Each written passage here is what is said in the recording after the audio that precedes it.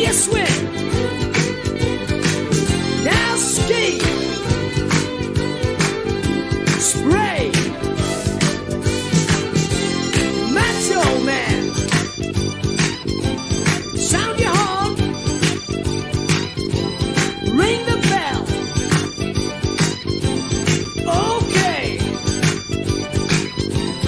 Kiss. Comb your hair. Wave your hand. Come on, wave your hands. Superman. Clap your hands. Now you're looking really good. Now you got the hang of it. We're gonna try it one more time. We're gonna do it again, okay? Sleep. Wave your hands. Hitch your ride. Sneeze. Go for a walk. Let's see you swim. And ski. Spray. Macho Man. Sound your horn. And ring the bell. Okay. Kiss. Comb your hair. Wave. Wave your hands. Superman. Okay, clap your hands. Little bit louder. Now clap your hands and bend your knees with the music.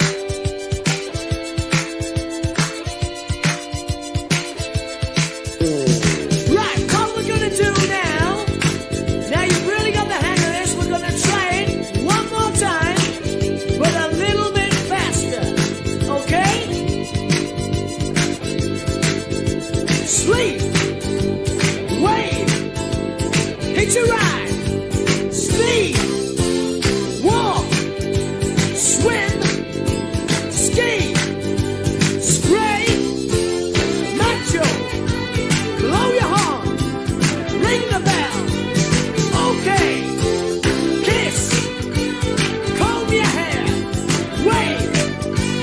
Give him a wave. Superman.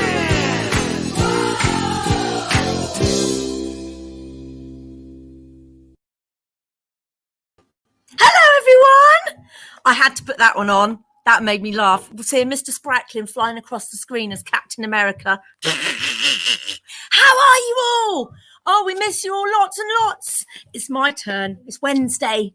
It's story time. Now, I've got one of my all-time fairy tale classics.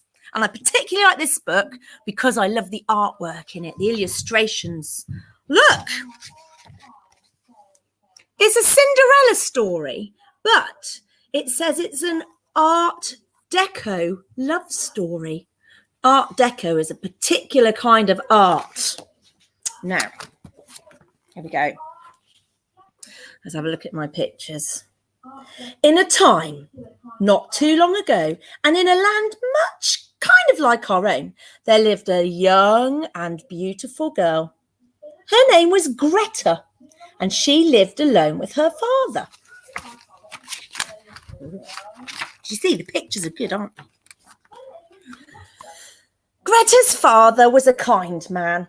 He could be quite forgetful, and he couldn't see anything at all without his glasses. One day, he gathered up his papers and set off for the city to attend an important meeting. "Goodbye, Greta dear. I shall be back in 2 days," he called. When he finally returned after 2 weeks, he had a big surprise for Greta. Wonder what it could be. A dog? A new dress? Oh. In the city, he had met a woman whose beauty, hold on so you can see, was such that it could only be recognised by a few, particularly those who'd lost their glasses. Look, he's not got his glasses on. He married the woman straight away in a church that was cold and hard, rather like his new wife's heart. She had 2 daughters, Elvira and Ermintrude. Elvira was as wicked as Ermintrude was dim, and Ermintrude was very, very dim. Here we go, look. Can you see them? Oh, they don't look like very nice sisters, do they? Let's have a look what's going to happen next. Oh, I've got a sad face. Look, hold on, let me move it. I can get used to the camera. There we go. When her new stepmother saw Greta's fine clothes and jewels, she said, "Ha! My girl should have some of these. You do not need them all." Elvira and Ermintrude fought over every piece and left Greta with only one simple frock.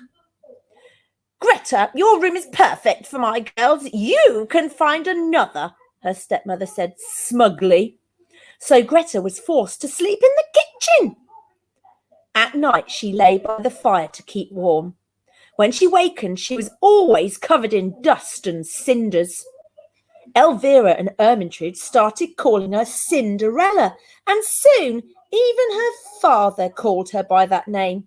He thought it was just a friendly endearment. There she is, down here, sleeping in the kitchen. Can you imagine sleeping in your kitchen? That would be very weird. Oh, there she is. Look, you see her? The feather duster. One day she was cleaning the house. Cinderella heard an announcement on the radio. She ran to tell her stepmother and stepsisters the exciting news. "Oh, the king is to hold a ball in honour of his son, Prince Roderick," Cinderella explained breathlessly. "All the eligible girls in the land are invited. The prince is going to choose a bride." Here she comes, she's running out into the garden to tell them the news. Oh, look at their evil faces. There was great excitement on the day of the ball. Cinderella's stepmother knew that Cinderella's beauty outshone that of her own daughters. I think she's jealous. To make sure Cinderella had no time to prepare for the ball, she made her run back and forth to help Elvira and Ermintrude. "Brush my hair," shouted Ermintrude. "Bring my grey dress," snarled Elvira. "And do my makeup." Here they are. Look, oh, look at poor Cinderella's face. I don't think they're very pretty, do you? Ooh. And they're very rude. They didn't even use their manners. Terrible. Alone in the kitchen, Cinderella sighed and wiped away a tear as she watched the sisters and their mother drive away in all their finery. Oh, look, there she is, looking out the window. I wish I could go to the ball. It's just not fair. Suddenly, a bright light filled the kitchen and a kindly woman appeared. "Don't be frightened," the woman said. "You shall go to the ball. Go outside and fetch a stout grey rat, a large leek, 4 white mice and 2 glowworms, and leave them on the drive. Be quick, we don't have much time." Now, hang on a minute. I'm a bit puzzled, because I'm sure in the other story there might be a pumpkin. I wonder what the leek's for.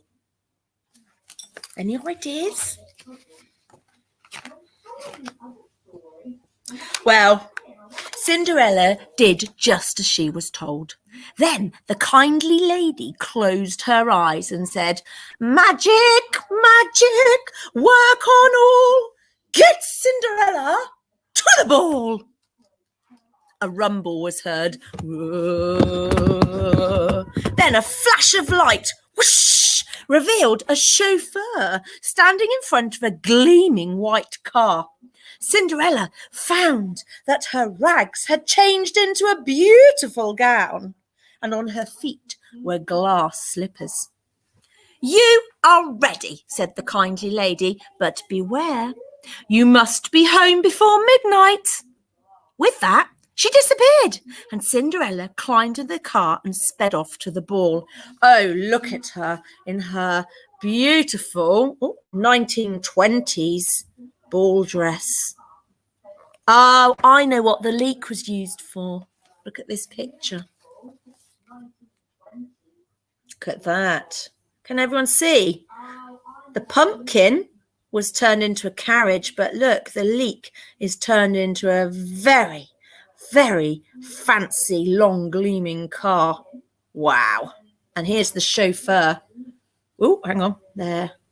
Chauffeur, someone who drives the car for you.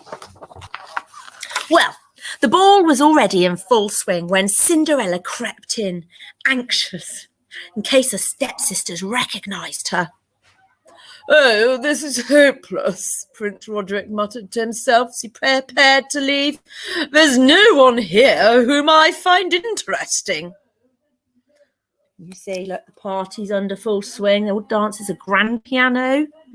Can you spot the sisters? Where's Cinderella? There she is. And there is Prince Roderick coming down the stairs. Don't think he's very impressed. But then his eyes fell on Cinderella.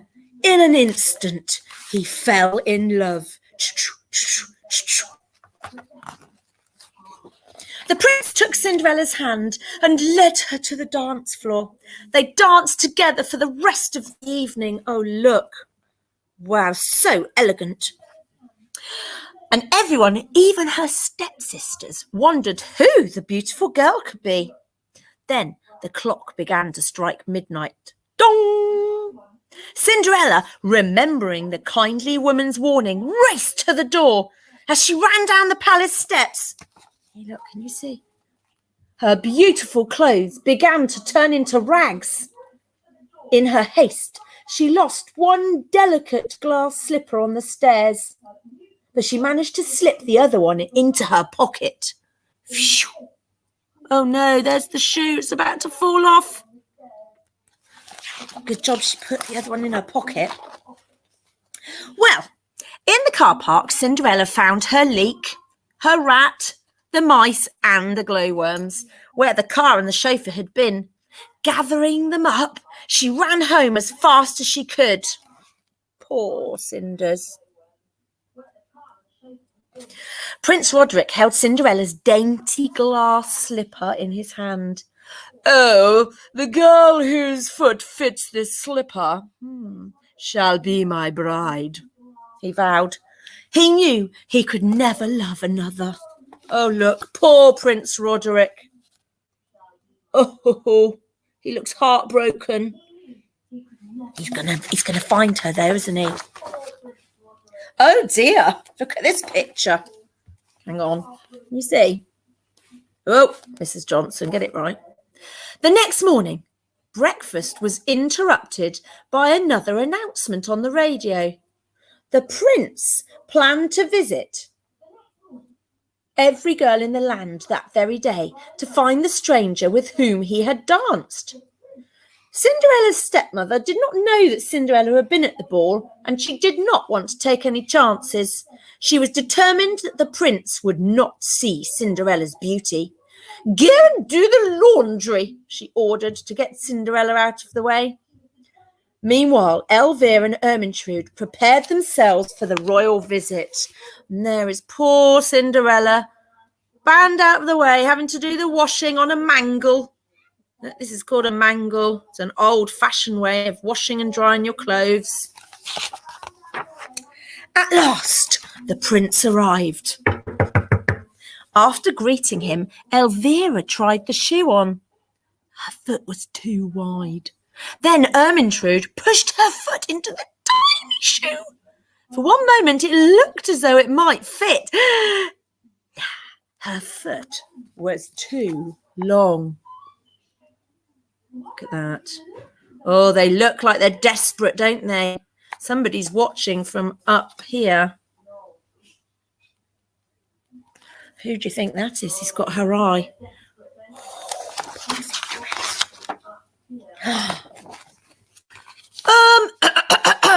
Why not let Cinderella try? Asked her father, coming into the room. No, she was not even at the ball, her stepmother snapped. But the prince saw a familiar pair of eyes peeping out from behind the screen. To the horror of Cinderella's stepmother and stepsisters, Prince Roderick took Cinderella by the hand and led her to the couch. He slipped the shoe onto her foot. A perfect fit, he cried. Cinderella pulled the other shoe from her pocket, and the prince knew at once that he had found his bride. Hooray! Cinderella, for she kept her new name, and her prince were married soon after. And because she had a forgiving nature, Cinderella allowed Ermintrude and Elvira to attend the wedding. That was very kind, wasn't it? And they almost managed to behave themselves. Oh no, look at that. There's the beautiful wedding picture. Look at what they're doing. There's a tongue. Oh, and look. I absolutely love that story. I hope you enjoyed it too. Now, I'm doing my usual looking at my watch because you can never have too many stories. I reckon there's time for one more. Oh, hello. There's loads of people watching this morning. I can see. Oh, there's Harry and George Horsfall. Morning. Mrs. Howell. Hello. Good morning, Mrs. Howell. I can see. Oh. Hi, everyone from Isaac and Year 4. I can see Mrs. Scott. Hello, everyone. We love your story, Mrs. Johnson. Oh, let me see who else up here. Oh, there's Alec. Alec says, hi, Mrs. J from Alec. We can't wait to see you again. Oh, that's so nice. And Henry Weiss and Elsie Weiss and the Hoffmans. Morning, everyone. Now, complete contrast now. Cinderella, fairy story, but another series of books that I absolutely love and remind me of when I was little. Other Mr. Men stories and the Little Miss stories. Who loves a Mr. Man story? Me. Mr. Slow rolls on. I have to read it quick in case Mr. Spratlin finds me and tells me to get off quick. Right. Here, look. You see, engines were revving, horns were blaring, and a crowd was cheering. What a din! What do you think was going on? Little Miss Bossy had organised a road race, and all the competitors were waiting at the starting line.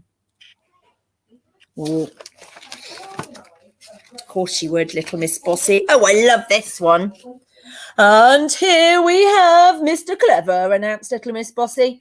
Mr. Clever was indeed very clever. He'd found a way to travel high above all the exhaust fumes of the other cars. With his latest invention, the super-duper elevated high-view Speedomatic autocar. That problem was solved. Wow, that's a clever invention, isn't it? Oh. Behind him, continued Little Miss Bossy, is Mr. Silly with the most unusual car. A car with square wheels. And finally, Little Miss Bossy announced, smiling to herself, here is Mr. Slow driving, a steamroller. Not the fastest choice. Hurry up, Mr. Slow, the race is about to begin. And with that, she waved her flag and they were off. Mr. Uppity overtook all the other drivers in his big, powerful limousine. He arrived at a junction. Oh, which way? Oh, this way. or this way? Oh no, Mr. Uppity, he turned the sign around. Now, the arrow showing the drivers which way to go was actually pointing in the wrong direction. Mr. Uppity, that's not very helpful. Oh. Do you think all the other drivers went the wrong way? Well, that's certainly what Mr. Uppity hoped would happen. But no, not at all. Mr. Uppity had forgotten that Mr. Clever was indeed very clever, and that from his high car he could see the finishing line in the distance. Oh, someone's turned the sign around, he called out at the junction. This is the right way to go. Follow me. Oh, I don't think Mr. Uppity was very good sport, do you? That's cheating. And far behind them, Mr. Slow followed his friend slowly on his steamroller. He was in no hurry at all. He was actually just happy to be joining in. Further along the course, a local farmer was selling potatoes by the side of the road. Beautiful potatoes, buy my beautiful potatoes, he called out. Do you think little Miss Naughty has come to buy potatoes? I'm doing my eyebrows. Can you do those? Well,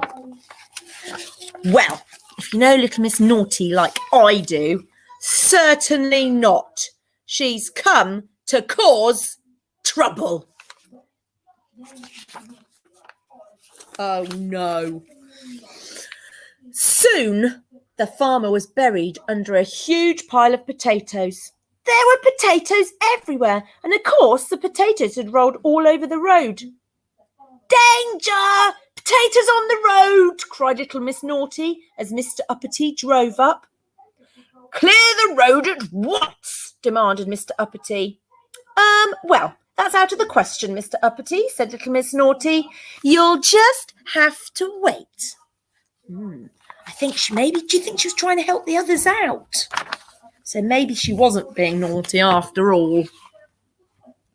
It wasn't long before everyone in the race was queued up behind Mr. Uppity and the potato blockage. Eventually, Mr. Slow arrived on his steamroller and slowly he drove over the potatoes and slowly he took the lead in the race. Yes, come on, Mr. Slow. I'm sorry, called Mr. Slow to the farmer as he drove by. I seem to have caused quite a mess. Oh, never mind, replied the farmer cheerfully. Mashed potato for sale, beautiful mashed potato for sale. I love mashed potato. I think that's a very clever idea.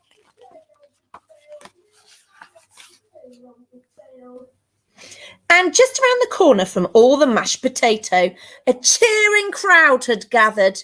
It was the finishing line, and who was crossing it? Yes, it was none other than Mr. Slow. Yippee! What a brilliant performance. What a winner. Little Miss Sunshine had the honour of giving Mr. Slow his award.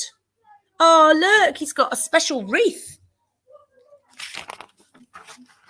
The crowd cheered and cheered. But if Mr. Slow's the winner, said Mr. Nosy, he can't be as slow as everybody thinks. We'll have to call him Mr. Not So Slow. And everyone agreed.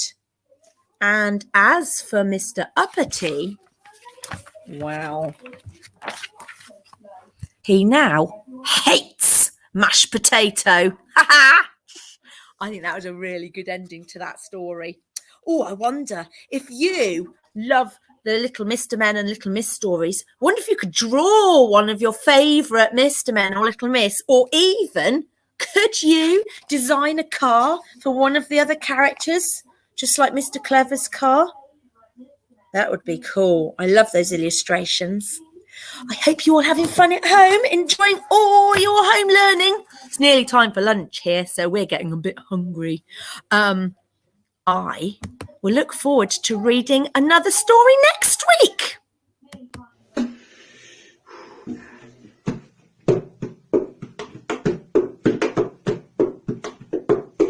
Hi, my name's Joe. Got a wife and 3 kids and I work in a button factory. One day, the boss came to me, said, Joe, are you busy? I said, no. He said, turn that button with your right hand. Hi, name's Joe. Got a wife and 3 kids and I work in a button factory. One day, the boss came to me, said, Joe, are you busy? I said, no. He said, turn that button with your left hand. Hi, name's Joe. Got a wife and 3 kids and I work in a button factory. One day, the boss came to me, said, Joe, are you busy? I said, no. He said, turn that button with your right foot. Hi, the name's Joe. Got a wife and 3 kids and I work in a button factory. One day, the boss came to me, said, Joe, are you busy? I said, no. He said, turn that button with your left foot. Hi, the name's Joe. Got a wife and 3 kids and I work in a button factory. One day, the boss came to me, said, Joe, are you busy? I said, no. He said, turn that button with your forehead. Hi, name's Joe. Got a wife and 3 kids and I work in a button factory. One day, the boss came to me, said, Joe, are you busy? I said, no. He said, turn that button with your tongue. No. I can take it down, work in a button factory. One day, the boss came to me, said, Joe, are you busy? I said, yes.